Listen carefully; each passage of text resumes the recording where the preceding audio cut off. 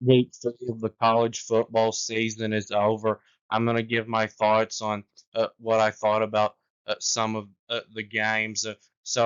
Michigan, I think, is actually a little bit better than I thought they were before they beat USC yesterday, 27-24. They played their best game of the year yesterday by far.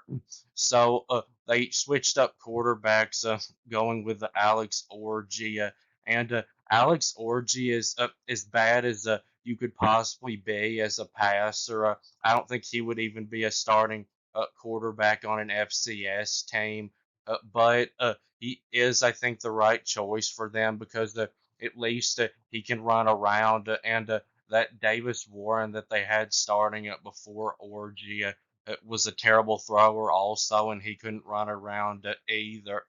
There, and they did though get their run game going.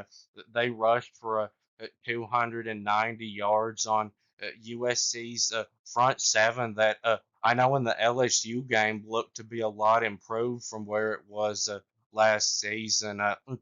And they do have two really good running backs, Hillel Mullings and Donovan Edwards.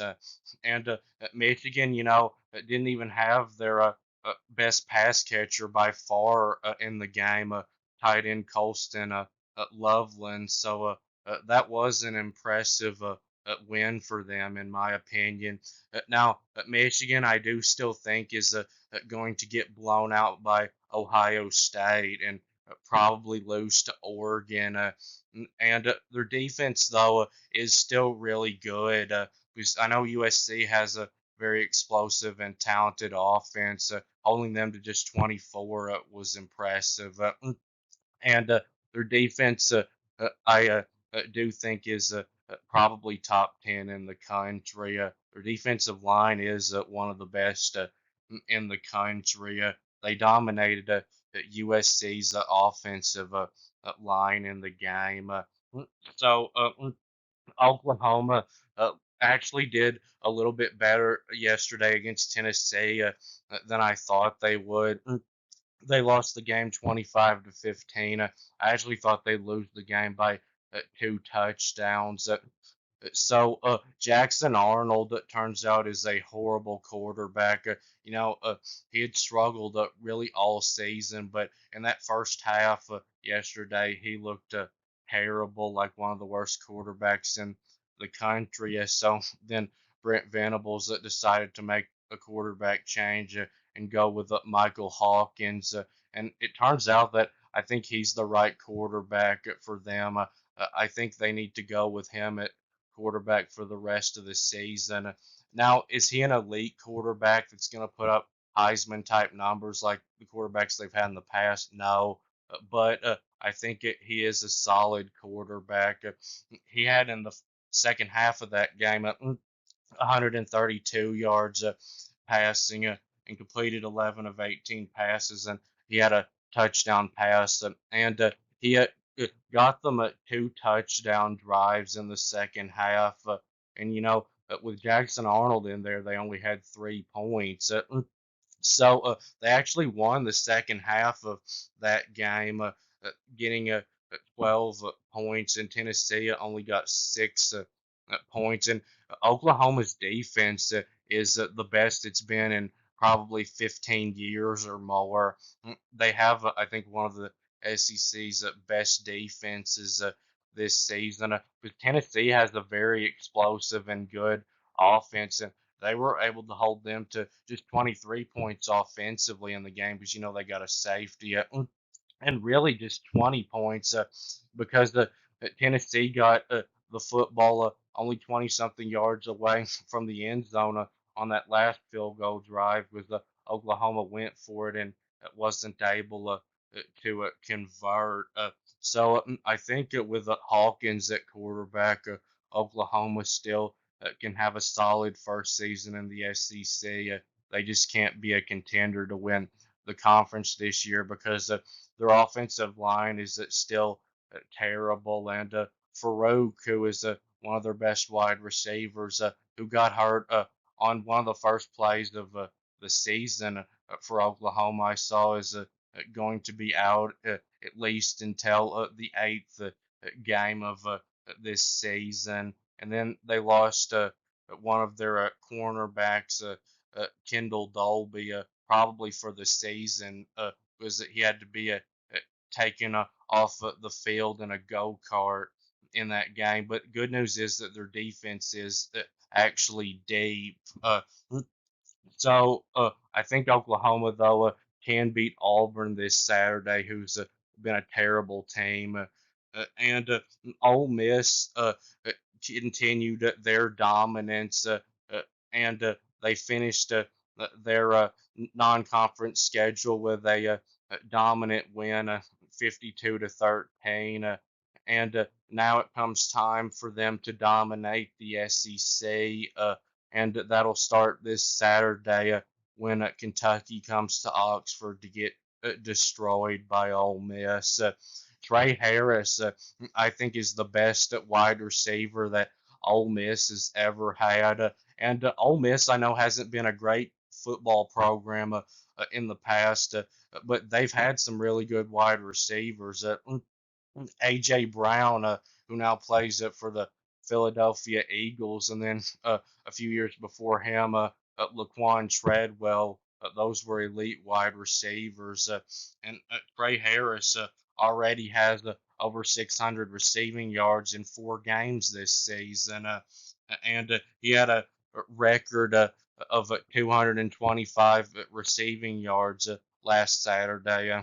The best wide receiver in the SEC, no doubt. And Jackson Dart, I think, might be the SEC's best quarterback this season. And a big upset was the last night when BYU didn't just beat Kansas State, but they blew them out, winning 38-9. And Kansas State, I think, is a decent team. Just the week before they blew out Arizona.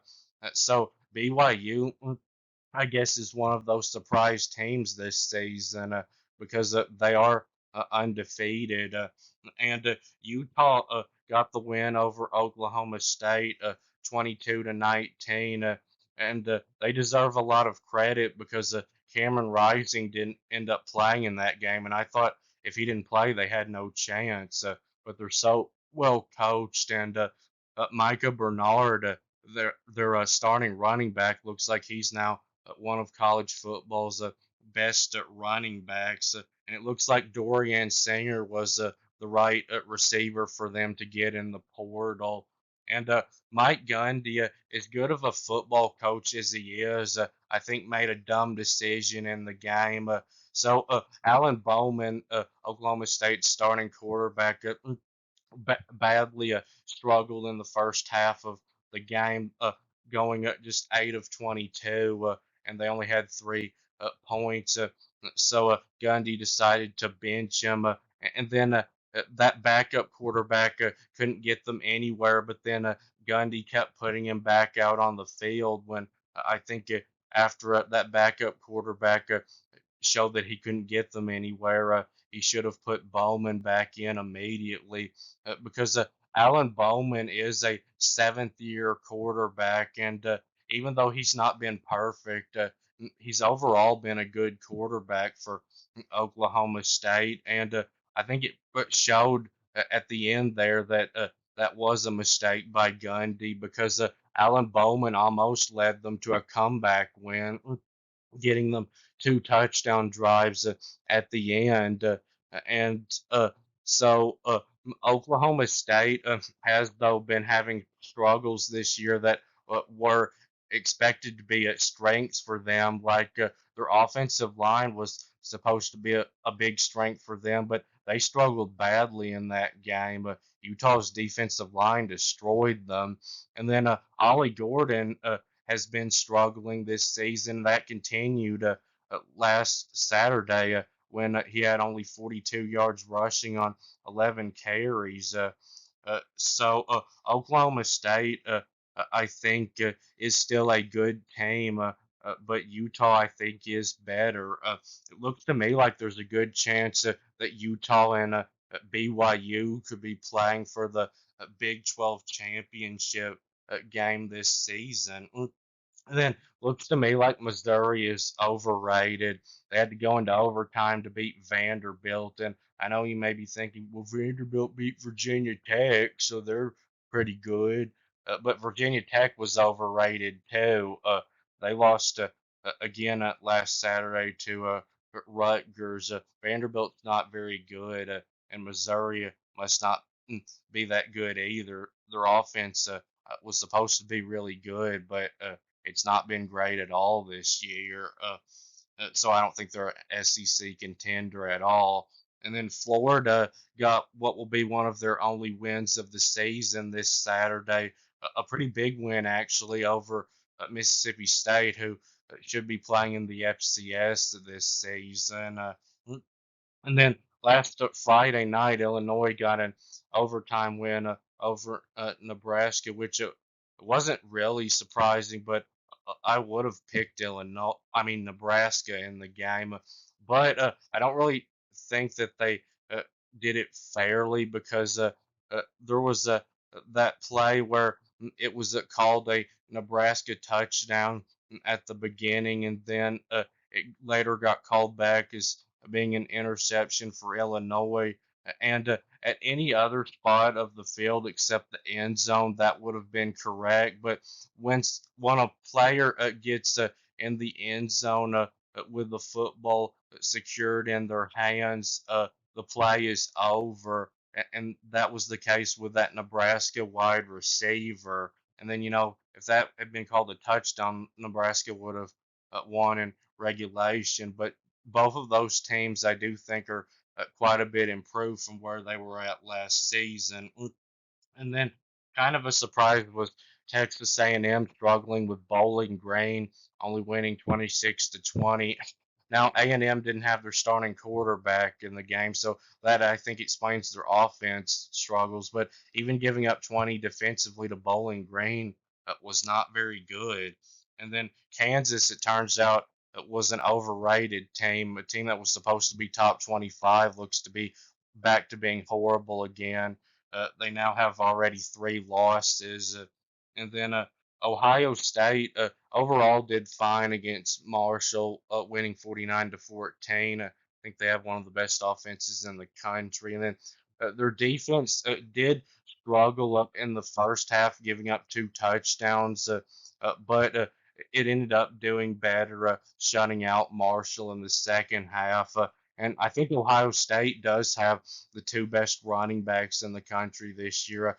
Quinshon Judkins and Travion Henderson each averaged over 12 yards a carry in that game yesterday. And then a terrible team called Colorado got an overtime win over another terrible team, Baylor. And this is actually how I predicted Colorado to be up to this point, 3-1 with a loss to Nebraska, and it'll possibly be Colorado's last win of the season. And their defense is still terrible, and the only reason they even were able to win this game was because they got a 43-yard touchdown pass at the end of regulation to put it in overtime, or they would have lost the game. But Colorado is not a bowl team at all, not even close, in my opinion. So that will be it with this video. And please subscribe, and thanks for watching, and I'll be back soon.